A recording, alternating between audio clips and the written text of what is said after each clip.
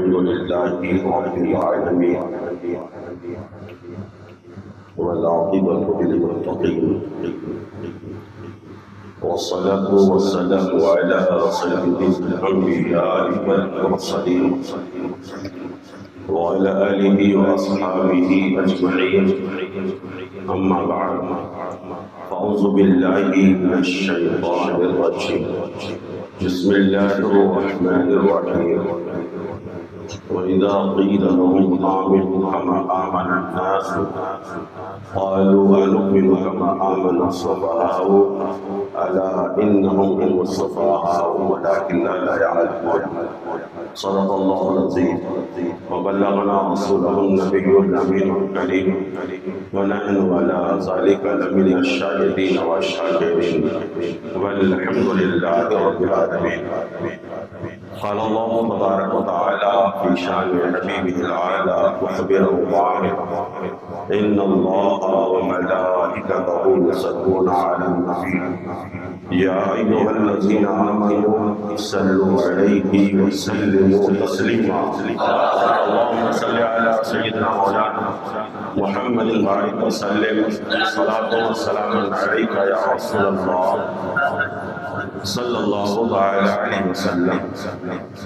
غوث اعظم بمنے برسو و ساما مدد، غوث اعظم بمنے برسو و ساما مدد، قبلہ دی مدد کعبہ کیما مدد، سرورہ شاہ کریمہ دستگیرہ شاہ، سرورہ شاہ کریمہ دستگیرہ شاہ، حرمت روح پیمبر نظر سویمہ محبت کے ساتھ درود پاک اللہم صلی علی سیدنا شفیعنا مولانا محمد بارک وسلم. صلاۃ و سلام علیک یا رسول اللہ صلی اللہ علیہ وسلم. حصول برکت کے لیے بار پڑھ لیجیے اللہم صلی علی سیدنا شفیعنا مولانا محمد بارک وسلم. صلاۃ و سلام علیک یا رسول اللہ. نبی اور آل نبی کی بارگاہ میں صلی اللہ علیہ نبی کے نبی وعلیہ صلی اللہ علیہ وسلم. صلاۃ و سلام علیک یا رسول اللہ صلی اللہ علیہ وسلم. حضرات، درود پاک کی ایک فضیلت میری نگاہوں سے گزری جو آپ کے لیے بڑا ہی مفید ہے. محبوب الہی حضرت خواجہ نظام الدین اولیاء رحمۃ اللہ تعالی علیہ افضل الفوائد میں فرماتے ہیں کہ سیدنا عثمان غنی رضی اللہ تعالیٰ عنہ ایک بار بازار سے مچھلی خرید کر لائے. مچھلی صاف کرنے کے بعد اس مچھلی کو پکانے کے لیے چولہے پہ رکھی گئی. کافی دیر تک مچھلی پکائی جاتی رہی. لکڑیاں کافی جل گئی لیکن مچھلی کے اوپر آگ کا ذرہ برابر بھی کوئی اثر مرتب نہیں ہوا. جب جن کو بات سمجھ میں آ گئی انہوں نے سبحان اللہ کہہ دیا ہو. عثمان غنی بڑا پریشان ہوئے. اس مچھلی کو لے کر رسول کائنات صلی اللہ علیہ وسلم کی بارگاہ میں آ کے حاضری دی اور حاضری دینے کے بعد عرض کیا: یا رسول اللہ صلی اللہ علیہ وسلم، یہ مچھلی میں نے بازار سے خرید کر لایا تھا. کافی دیر تک اس مچھلی کو چولہے پر رکھی گئی. کافی لکڑیاں جل گئی. کافی ٹائم گزر گیا لیکن عجیب ماجرا ہے کہ اس مچھلی کے اوپر آگ کا کوئی بھی اثر مرتب بھی نہیں ہوتا. رسول اللہ کی وصفات مقدسہ جنہیں اللہ عز و جل نے ہر مخلوق سے کلام کرنے کی طاقت بھی عطا کی ہے اور ہر مخلوق کے کلام کو سمجھنے کی قوت بھی عطا فرمائی ہے۔ مصطفیٰ جان رحمت صلی اللہ تعالی علیہ وسلم نے مچھلی سے پوچھا ذرا بتا تو صحیح تیرے اوپر آگ کا اثر کیوں نہیں مرتب ہوتا، تجھے آگ کیوں نہیں جلاتی؟ مچھلی کو اللہ تعالیٰ نے بولنے کی طاقت عطا فرمائی۔ اب آپ سوچیں گے مچھلی بولے گی کیسے، تو میں عرض کرنا چاہتا ہوں ابو جہل کی مٹھی میں کنکریاں کیسے بول پڑی؟ ابو جہل کی مٹھی میں کنکریاں کیسے بول پڑی تھی؟ وہ قادر مطلق ہے، جس سے چاہے بلوا دے، جہاں سے چاہے بلوا دے۔ مچھلی بول پڑتی ہے یا رسول اللہ ایک دن کا ماجرا ہے کہ میں سمندر کے اندر تیر رہی تھی اور ایک کشتی ادھر سے روانہ ہو رہی تھی، اس کشتی کے اوپر کچھ تاجر لوگ سوار تھے، لیکن وہ اتنے نیک بخت تھے، اتنے اچھے تھے کہ جب سمندر کا سفر کر رہے تھے تو کشتی پر بیٹھ کر آپ صلی اللہ علیہ وسلم پر درود پاک پڑھ رہے تھے۔ میں نے ان کے درود کی آواز کو سنی تو میں بھی ان کے ساتھ ساتھ پڑھنے لگ گئی، میں بھی ان کے ساتھ ساتھ پڑھنے لگ گئی۔ میرے محترم بزرگوں دوستوں، رسول کائنات صلی اللہ علیہ وسلم ارشاد فرماتے ہیں یہی وجہ ہے کہ اللہ عز و جل نے درود پاک پڑھنے کی برکت سے اور درود پاک کی وجہ سے تمہارے اوپر دنیا کی اس آگ کو حرام کر دیا۔ حضرت خواجہ نظام الدین محبوب الہی رحمت اللہ علیہ اس واقعہ کو بیان فرماتے ہیں اور رو رہے ہیں اور کہتے ہیں مولا اگر دریائی ایک مچھلی آپ کے محبوب پر ایک بار درود پاک پڑھ لے تو اس پر جہنم کی دنیا کی آگ حرام ہو جاتی ہے۔ ہم تو تیرے محبوب کے غلام ہیں، ہم تو صبح و شام تیرے محبوب پر درود و سلام پڑھتے رہتے ہیں، تو ہمیں امید ہے کہ ہم پر بھی جہنم کی آگ حرام ہو جائے گی۔ اس لیے ایک بار درود پاک پڑھ لیجیے، اللہم صلی علی سیدنا مولانا محمد وعلی آل محمد بارک وسلم صلاۃ و سلام علیک یا رسول اللہ۔ میں آپ سے کہنا چاہتا ہوں جتنا زیادہ ہو سکے کثرت کے ساتھ نبی کونین صلی اللہ تعالی علیہ وسلم پر آپ ہمیشہ درود پاک پڑھتے رہا کیجیے۔ نبی پر جو جتنا درود پڑھے گا وہ اتنا ہی نبی سے قریب ہوگا۔ منزلیں منزلیں ہیں اور آپ آگے بڑھتے رہیں۔ شاعر کہتا ہے منزل سے آگے بڑھ کر منزل تلاش کر، منزل سے آگے بڑھ کر منزل تلاش کر، مل جائے تجھ کو دریا تو سمندر تلاش کر، مل جائے تجھ کو دریا تو سمندر تلاش کر۔ ہر شیشہ ٹوٹ جاتا ہے پتھر کی چوٹ سے، ہر شیشہ ٹوٹ جاتا ہے پتھر کی چوٹ سے، پتھر ہی ٹوٹ جائے وہ شیشہ تلاش کر، پتھر ہی ٹوٹ جائے وہ شیشہ تلاش کر۔ میرے محترم بزرگوں دوستوں، اللہ تبارک و تعالیٰ نے قرآن پاک کے سورہ بقرہ میں فرمایا کہ جب ان سے کہا جاتا تھا وَإِذَا قِيلَ لَهُمْ آمِنُوا، جب ان سے کہا جاتا تھا منافقین سے کہ ایمان لے آؤ، کما آمن الناس، جیسا کہ ان لوگوں نے ایمان لے آیا، یعنی اللہ کے رسول کے صحابہ ایمان لے آئے تو وہ لوگ کہتے تھے قالوا انؤمن کما آمن السفہاء، وہ لوگ کہتے تھے کیا ہم ایسے ہی ایمان لے آئے جیسا وہ بیوقوف لوگ ایمان لے آئے۔ میرے دوستو اللہ فرماتا ہے کہ بے شک وہ لوگ بیوقوف نہیں ہیں، بیوقوف تو در حقیقت یہی ہے لیکن یہ جانتے نہیں ہیں۔ میں آپ سے کہنا چاہتا ہوں اللہ عز و جل نے ہم گنہگاروں کو بے پناہ نعمتیں عطا فرمائی۔ میرا چیلنج ہے اگر کوئی اللہ کی نعمتوں کو شمار کرنا چاہے شمار نہیں کر سکتا، گننا چاہے گن نہیں سکتا۔ بے شمار نعمتیں مولا نے ہمیں اور آپ کو عطا فرمائی، لیکن ان تمام نعمتوں میں سب سے افضل ترین جو نعمت ہے، سب سے بزرگ ترین جو نعمت ہے، سب سے بڑی جو نعمت ہے وہ نعمت ایمان کی نعمت ہے، ایمان کی نعمت ہے۔ اب آپ مجھے بتائیں اگر کسی کے پاس دولت و یقین کی ساز و سامان ہو، وہ اسے بچانے کے لیے اس کی حفاظت کے لیے ہر طریقے کو اپنا لیتا ہے اور اسے محفوظ کرنا چاہتا ہے، لیکن ان تمام بیش قیمت چیزوں سے بھی زیادہ قیمتی نعمت مولا نے جو ہمیں ایمان دیا، یہ ایمان ہے۔ کبھی آپ نے سوچا ایمان کی حفاظت ہوگی کیسے؟ ایمان ہمارا محفوظ کیسے ہوگا؟ آج تو ہمارا حال یہ ہے، اگر ہولی کا تہوار آتا ہے تو ہمارے نوجوان ہولی کے تہوار میں برادران وطن کے شریک ہو جاتے ہیں اور کہتے ہیں یہ بھائی چارگی کی، یہ محبت ہے۔ میں کہنا چاہتا ہوں محبت اس کا نام نہیں ہے کہ آپ اپنے مذہب سے اپنے قدم کو دوسرے مذہب کے تہواروں کی طرف لے جائیں۔ محبت اس کا نام نہیں ہے، بلکہ محبت نام یہ ہے کہ ان کے ساتھ جو بھلائی کا طریقہ ہو وہ بھلائی آپ کریں۔ محبت اس کا نام نہیں ہے کہ آپ اپنے مذہب کا سودا کریں۔ کچھ لوگ ابھی جو تہوار گزرا، دیوالی کا تہوار، کتنے ایسے نوجوانوں کو میں نے اپنے سر کے آنکھوں سے دیکھا ہے جو پٹاخے پھوڑ رہے تھے۔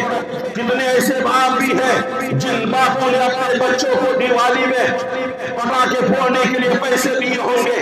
آپ کہیں گے امام صاحب ابھی تو ہمارا بچہ نادان ہے۔ میں کہنا چاہتا ہوں آپ کی بات بالکل درست ہے کہ آپ کا بچہ نادان ہے، آپ کا بچہ ناسمجھ ہے، لیکن آپ کو نادان نہیں ہے، آپ کو سمجھدار ہے۔ مولا نے آپ کو سمجھنے کی طاقت اور قوت عطا فرمائی ہے۔ یاد رکھیے وہ بچہ گنہگار نہیں ہوگا، گنہگار آپ ہوں گے، عذاب جہنم کے حقدار آپ ہوں گے۔ اس لیے آپ کی یہ ذمہ داری بنتی ہے، آپ کا یہ فریضہ بنتا ہے کہ آپ خود کو بھی جہنم کی آگ سے بچائیں، اپنے گھر والوں کو بھی جہنم کی آگ سے بچائیں۔ وَأَنفُسَكُمْ وَأَهْلِيكُمْ نَارًا وَقُودُهَا النَّاسُ وَالْحِجَارَةُ، اپنے آپ کو بھی جہنم کی آگ سے بچاؤ، اپنے گھر والوں کو بھی جہنم کے اس آگ سے بچاؤ جس آگ کا ایندھن پتھر اور بت ہوں گے۔ میرے محترم بزرگوں دوستوں، ہم بڑی بھائی چارگی کا اظہار کرتے ہوئے ان کے تہواروں میں شریک ہو جاتے ہیں۔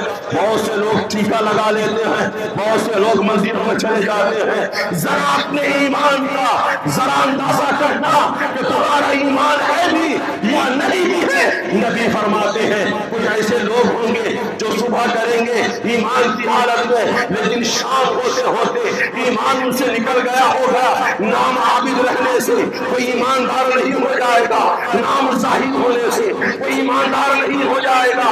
ایمان نام ہے، لا یؤمن احدکم حتی اکون احب الیہ من ولدہ ووالدہ والناس اجمعین۔ مصطفیٰ فرماتے ہیں تم میں سے کوئی بھی اس وقت تک مومن کامل ہو ہی نہیں سکتا جب تک کہ میں اس کے نزدیک اس کی اولاد سے، اس کے گھر والوں سے اور تمام لوگوں سے زیادہ محبوب نہ ہو جاؤں۔ میرے محترم بزرگوں دوستوں، اس لیے ایمان کی حفاظت ہماری ذمہ داری ہے۔ آج تھوڑی بھی دقت آتی ہے، تھوڑی بھی تکلیف ہوتی، ہم ایمان کا سودا کر لیتے ہیں۔ کیوں نہیں آپ اپنے اسلاف کی تاریخ پڑھتے؟ کیوں نہیں بزرگان دین کی ہسٹری پڑھتے؟ کیوں نہیں صحابہ کرام کی سیرت پڑھتے؟ کیوں نہیں ان کے زندگی کی اوراد گردانی کرنے کی کوشش کرتے؟ کیوں آپ فالتو میں موبائلوں میں مصروف ہو کر اپنا ٹائم ضائع کرتے ہیں؟ اپنے بزرگوں کی زندگی کی تواریخ کا مطالعہ کیجیے، آپ کو جینے کا سلیقہ بھی ملے گا اور جینے کا حوصلہ اور جذبہ بھی حاصل ہوگا۔ کون نہیں جانتا حضرت سیدنا بلال حبشی رضی اللہ تعالیٰ عنہ کو؟ یہ سیدنا بلال حبشی رضی اللہ تعالیٰ عنہ امیہ بن خلف کے غلام ہیں۔ میرے محترم بزرگوں دوستوں، لیکن بلال حبشی رضی اللہ تعالیٰ عنہ جب دامن مصطفیٰ سے وابستہ ہو جاتے ہیں، نبی کونین صلی اللہ تعالیٰ علیہ وسلم کے دین سے اپنے قلب و جگر کو روشن فرما لیتے ہیں۔ لوگ آسان سمجھتے ہیں نبی سے محبت کرنا، لوگ آسان سمجھتے ہیں نبی سے عشق کرنا، محبت رسول کا دعویٰ کرنا آسان ہے، لیکن محبت رسول کے جو تقاضے ہیں اسے پورا کرنا بڑا مشکل کام ہے۔ عشق مصطفیٰ کا دعوے دار بننا آسان ہے، لیکن عشق مصطفیٰ کے اصول اور ضابطے کو اپنانا بڑا مشکل کام ہے۔ سیدنا بلال حبشی رضی اللہ تعالیٰ عنہ نبی کے دیوانے ہو چکے ہیں. عشق مصطفیٰ میں صبح بھی گزر رہی ہے, دوپہر بھی گزر رہی ہے, شام بھی گزر رہی ہے, رات بھی گزر رہی ہے, جلوت بھی گزر رہی ہے, خلوت بھی گزر رہی ہے, دن بھی گزر رہا ہے, رات بھی گزر رہی ہے. گرچہ آپ کا جسم امیہ بن خلف کا غلام بنا ہوا ہے, لیکن بلال حبشی کا دل مصطفیٰ کا غلام بنا ہوا ہے. میرے دوستو, یہ بلال حبشی رضی اللہ تعالیٰ عنہ جب امیہ بن خلف نے سنا کہ بلال حبشی ایمان لا چکے ہیں, حضرت بلال حبشی کے گردن مبارک پر رسیاں ڈال دی جاتی ہیں. رسیاں ڈال کر بچوں کے ہاتھوں میں دے دیا جاتا ہے. وہ شریف بچے بلال حبشی رضی اللہ تعالیٰ عنہ کو لے کر پہاڑوں کے اوپر گھومتے ہیں. تاریخ میں آیا ہے کہ رسیاں کبھی کبھی اتنی تنگ ہو جاتی تھی کہ بلال حبشی رضی اللہ تعالیٰ عنہ کی گردن مبارک پر رسول کے داغ آ جاتے تھے. یہ تک محدود نہیں, عرب کی دھوپ کی تپش ہوتی تھی, شدید گرمی ہوتی تھی. میرے بلال حبشی کو, نبی کے سچے دیوانے کو, نبی کے سچے عاشق کو وہ ناہنجار نالائق امیہ بن خلف دھوپ میں کھڑا کر دیتا تھا, پتھریلی زمین پر کھڑا کر دیتا تھا اور اپنے ہاتھوں میں ڈنڈا لے کر بلال حبشی کو مارتا تھا, پیٹتا تھا. لیکن میرے بلال نے کبھی بھی حرف شکایت زبان پر لانے کی جسارت نہیں فرمائی. تاریخ اٹھاؤ پڑھو, یہیں تک محدود نہیں بلکہ بلال حبشی کو عرب کی پتھریلی زمین پر جب دھوپ تپش شمال پر ہوتی, بہت ہی شدید گرمی ہوتی, بلال حبشی کو اس عرب کی پتھریلی زمین پر لٹا دیا جاتا تھا اور بلال حبشی کے سینے پر بڑے وزنی پتھر رکھ دیے جاتے تھے. اے ہمیشہ ترنی میں نماز پڑھنے والوں, اپنے ایمان کو ہلکے میں لینے والوں, مسلمانوں, کبھی ٹیکا لگانے والوں, کبھی منڈیوں میں جانے والوں, کبھی دیوالی کی مٹھائیاں مزے سے کھانے والوں, کبھی ہولی میں رنگیاں منانے والوں مسلمانوں, ذرا غور کرو بلال حبشی نے کتنی صحبتیں برداشت کی ہے. میرے بلال کے سینے کے اوپر وزنی پتھر رکھتے ہوئے ہے, بلال حبشی کو مارا جا رہا ہے, پیٹا جا رہا ہے, لیکن بلال حبشی کی زبان سے ایک ہی کلمہ وارد ہو رہا ہے, ایک ہی کلمہ کا اظہار ہو رہا ہے. لوگ کہہ رہے ہیں کہہ دو مصطفیٰ کی رسالت کا انکار کر دو, خدا کی وحدانیت کا انکار کر دو. بلال حبشی تمام ظلم و ستم سہے جا رہے ہیں اور کہہ رہے ہیں احد احد احد احد احد قل هو اللہ احد. گویا بلال حبشی کہہ رہے ہیں جان لے لو چلے گا, لیکن نبی پر لایا ہوا ایمان ہم دے گئے, یہ ہم سے ہرگز نہیں ہوگا. یہ بلال حبشی کی ذات ہے. بتاؤ کتنی صحبتیں برداشت کی بلال حبشی رضی اللہ تعالیٰ عنہ نے. بتاؤ ایک صحابی رسول ہے, اس صحابی رسول کا نام حضرت عمار بن یاسر رضی اللہ تعالیٰ عنہ ہے. حضرت عمار کے والد اور آپ کی والدہ جب دونوں ایمان کی دولت سے مالا مال ہو گئے, بنو مخزوم کو جو ان کا آقا تھا جب معلوم پڑا کہ عمار کے والدین ایمان لا چکے, عمار بھی ایمان لا چکا ہے, حضرات اب ان کے اوپر قیامت ٹوٹنے لگی, انہیں ستایا جانے لگا. ظلم و ستم کے پہاڑ حضرت عمار بن یاسر کے اوپر ٹوٹنے لگے. حال یہ تھا کہ حضرت عمار بن یاسر رضی اللہ تعالیٰ عنہ ان ظلم و ستم کو خندہ پیشانی کے ساتھ آپ برداشت نہیں کرتے تھے. ایک بار ہوا ایسا کہ عمار بن یاسر کو ستایا جا رہا تھا, مصطفیٰ جان محمد صلی اللہ علیہ وسلم کا ادھر سے گزر ہوا.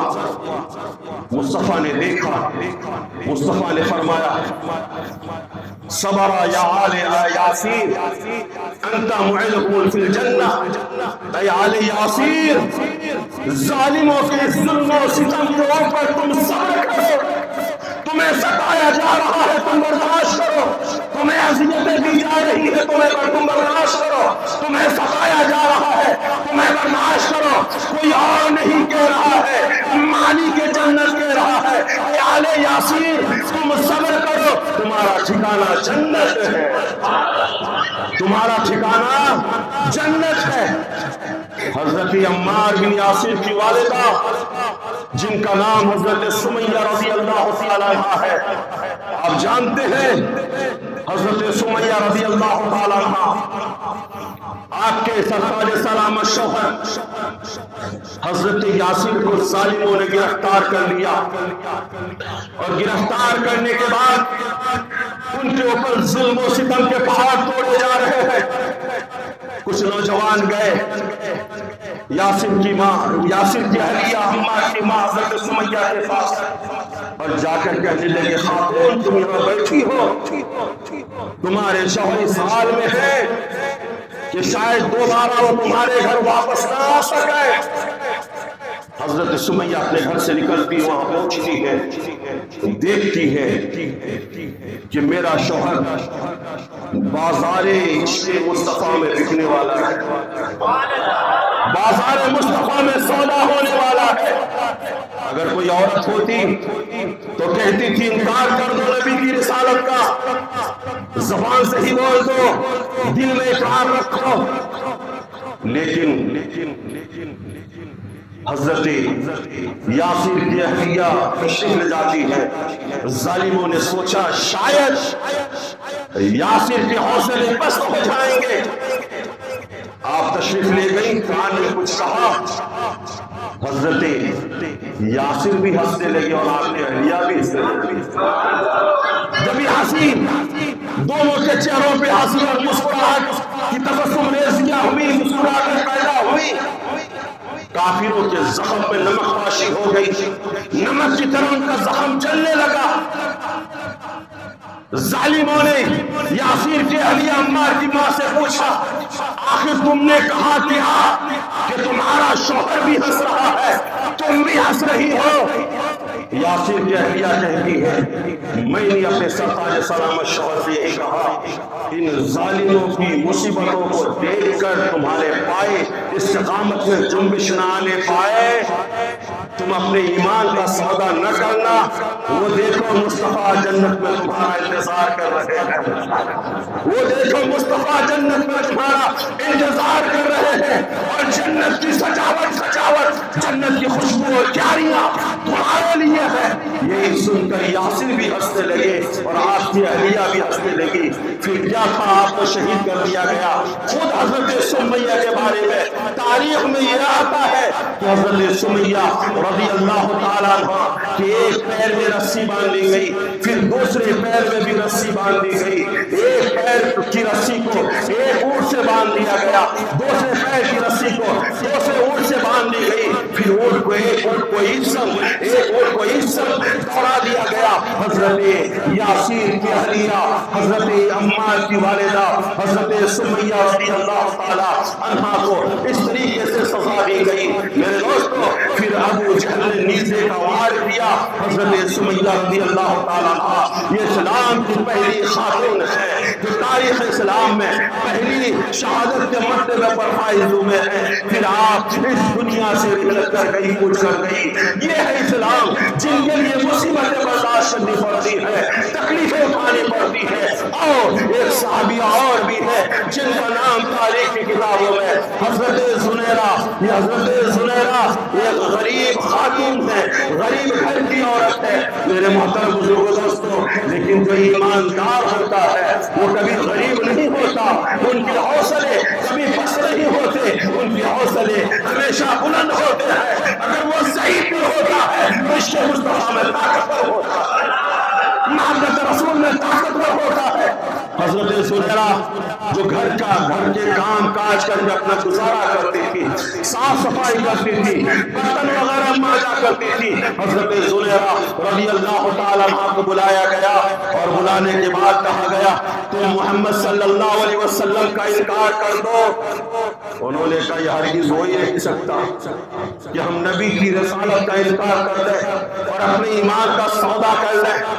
میرے محترم بزرگوں دوستوں پھر کیا تھا, حضرت زنیرہ کو مشق ستم بنایا گیا. یہی تک محدود نہیں, مسلمانوں تاریخ پر ہو لوہے کی سلاخیں گرم کی گئی اور لوہے کی سلاخیں گرم کرنے کے بعد حضرت زنیرہ رضی اللہ تعالیٰ عنہ کی دونوں آنکھوں میں ڈال دی گئی. آنکھوں کی روشنی ختم ہو گئی، دونوں آنکھیں نکل گئی۔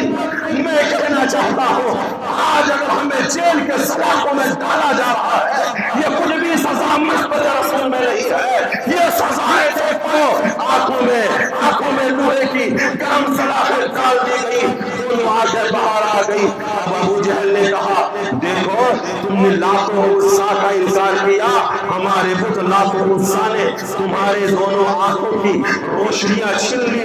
حضرت سیدنا زنیرہ رضی اللہ تعالیٰ عنہ اپنے بے نور آنکھوں کو آسمان کی طرح اٹھاتی ہے اور اٹھا کر کہتی ہے لا لا لا لا لا لات العزیٰ، لا لا لات العزیٰ، اے مولا یہ لات و عزیٰ ہمیں کوئی تکلیف نہیں پہنچا سکتا، کوئی دقت نہیں پہنچا سکتا۔ کہتے ہیں تمہارے لات و عزیٰ ہمیں کوئی تکلیف نہیں دے سکتا، میرے مولا نے جب تک چاہا میرے آنکھوں میں روشنی رہی اور جب تک نہیں چاہا روشنی چلی گئی، لیکن کان کھول کر سن لو میرا مولا اگر چاہے گا تو میرے آنکھوں کی روشنی پھر واپس آ جائے گی، میرے آنکھوں کی روشنی پھر واپس آ جائے گی۔ پھر کیا تھا، رات کو حضرت زنیرہ سوتی ہے، مولا کا کرم ہوتا ہے، دونوں آنکھوں کی روشنی واپس آ جاتی ہے، دونوں آنکھوں کی روشنی واپس آ جاتی ہے۔ میں کہنا چاہتا ہوں آج ہم ڈر جاتے ہیں، سہم جاتے ہیں، تھوڑی سی تکلیف ہوتی ہے ہمارا ایمان متزلزل ہو جاتا ہے۔ میرے دوستو ایمان کو